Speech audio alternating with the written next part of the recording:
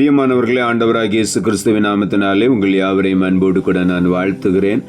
ஆண்டவர் கிருபையாய் நமக்கு கொடுத்த இந்த புதிய நாளுக்காக முதலாவது நாம் ஆண்டவருக்கு நன்றி சொல்லுவோம். ஜீவ தண்ணீராம் எந்த நல்ல கர்த்தரே, ஜீவ ஊற்றினால் என்னை நிறைத்திடுவீர். ஜீவ தண்ணீராம் எந்த நல்ல கர்த்தரே, ஜீவ ஊற்றினால் என்னை நிறைத்திடுவீர். கனி தந்திட நான் செழி தோங்கிட, கர்த்தரின் கரத்தில் நித்தம் கனம் பெற்றிட. கர்த்தரின் கரத்தில் நித்தம் கனம் பெற்றிட. ஊற்று தண்ணீரே எந்தன் தேவ ஆவியே, ஜீவநதியே என்னில் பொங்கி பொங்கி வா. ஊற்று தண்ணீரே எந்தன் தேவ ஆவியே, ஜீவநதியே என்னில் பொங்கி பொங்கி வா. இந்த நாளுக்கு என்று ஆண்டவர் கொடுக்கிற ஒரு வார்த்தை யோவான் எழுதின சுவிசேஷம் 7ஆம் அதிகாரம் 38வது வசனம். யோவான் 7:38. என்னிடத்தில் விசுவாசமாய் இருக்கிறவன் எவனோ அவன் உள்ளத்தில் இருந்து ஜீவ தண்ணீருள்ள நதிகள் ஓடும் என்றார்.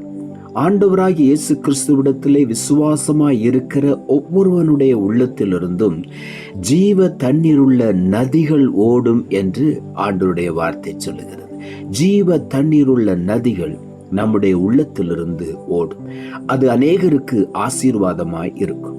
ஆகவே இந்த காலை வேளையிலே ஆண்டவரை நாம் விசுவாசிப்போம், அவரோடு கூட நாம் இணைந்து கொள்ளுவோம், அவருடைய வார்த்தைகளை தியானிப்போம், அவருடைய கட்டளைகளுக்கு கீழ்ப்படிவோம்.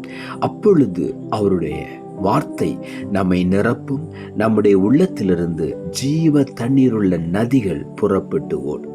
யோவான் எழுதின சுவிசேஷம் 6ஆம் அதிகாரம் 35ஆம் வசனம் சொல்லுகிறது, இயேசு அவர்களை நோக்கி, ஜீவ அப்பம் நானே, என்னிடத்தில் வருகிறவன் ஒரு காலம் பசியடையான், என்னிடத்தில் விசுவாசமாய் இருக்கிறவன் ஒரு காலம் தாகம் அடையான். இங்கே ஆண்டவர் சொல்லுகிறார், நான் ஜீவ அப்பமாய் உங்களோடு கூட இருக்கிறேன். நீங்கள் என்னிடத்திலே வரும் பொழுது ஒரு காலம் நீங்கள் பசியடைய மாட்டீர்கள். என்னிடத்திலே நீங்கள் விசுவாசமாய் இருக்கும் பொழுது ஒரு நாளும் நீங்கள் தாகமடைய மாட்டீர்கள். நான் உங்கள் உள்ளத்திலிருந்து ஜீவ தண்ணீர் ஊற்றாக வெளிப்படுவேன் என்று இங்கே ஆண்டவர் சொல்லுகிறார். யோவான் எழுதின சுவிசேஷம் 12ஆம் அதிகாரம் 46ஆம் வசனம் சொல்லுகிறது, என்னிடத்தில் விசுவாசமாய் இருக்கிறவன் எவனும் இருளில் இராதபடிக்கு நான் உலகத்தில் ஒளியாக வந்தேன் என்று இங்கே ஆண்டவராகிய இயேசு சொல்லுகிறார். ஆண்டவராகிய இயேசு இந்த உலகத்திலே ஒளியாய் வந்தார். எந்த மனிதனையும் பிரகாசிப்பிக்கின்ற மெய்யான ஜீவ ஒளி என்று வேதம் சொல்லுகிறார். ஆகவே இந்த காலை வேளையில நாம் பிரகாசிக்கப்பட வேண்டுமானால், நாம் மற்றவர்களுக்கு வெளிச்சம் காட்டுகிறவர்களாய் ஒளி வீசுகிறவர்களாய் இருக்க வேண்டுமானால் இயேசு கிறிஸ்துவிடத்திலே விசுவாசமாய் இருக்க வேண்டும். அப்படி இருக்கும் பொழுது ஒரு நாளும் இருள் நம்மை மூடிக்கொள்ளுவதில்லை, இருள் நம்மை சூழ்ந்து கொள்ளுவதில்லை.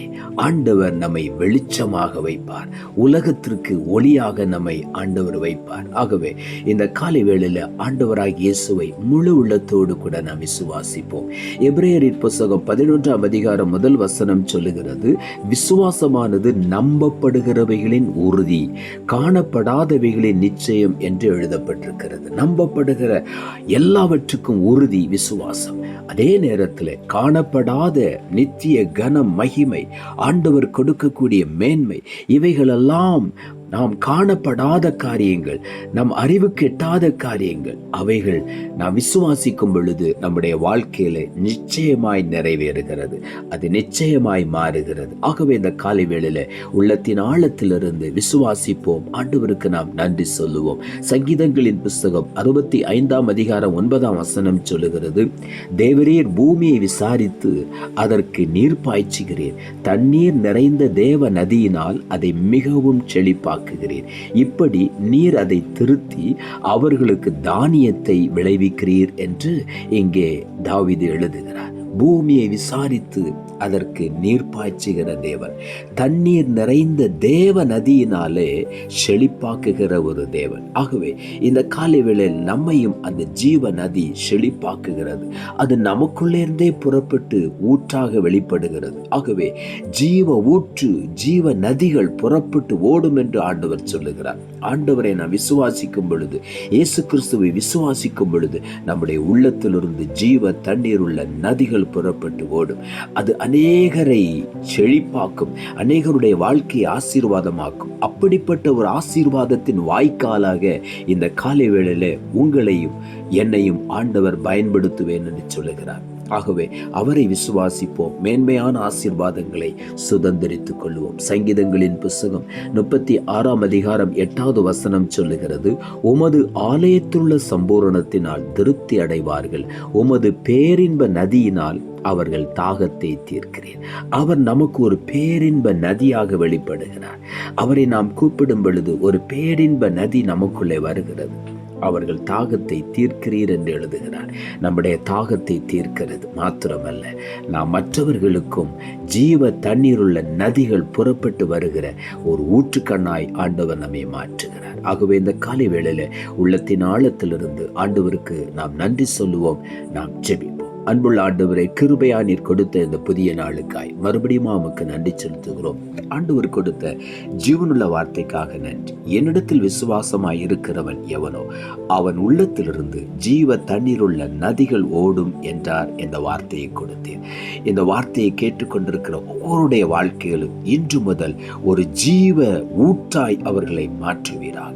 ஜீவ தண்ணீருள்ள நதிகள் அவர்களுடைய வாழ்க்கையிலிருந்து புறப்பட்டு அநேகரை ஆசீர்வதிக்கிற ஒரு பாத்திரங்களாய் ஒவ்வொருவரையும் நீர் மாற்றும். நீர் அப்படி செய்கிறபடியினால் உமக்கு நன்றி தாழ்த்துகிறோம். இரட்சகர் இயேசுவின் நாமத்தில் ஜெபிக்கிறோம் நல்ல பிதாவே, ஆமென்.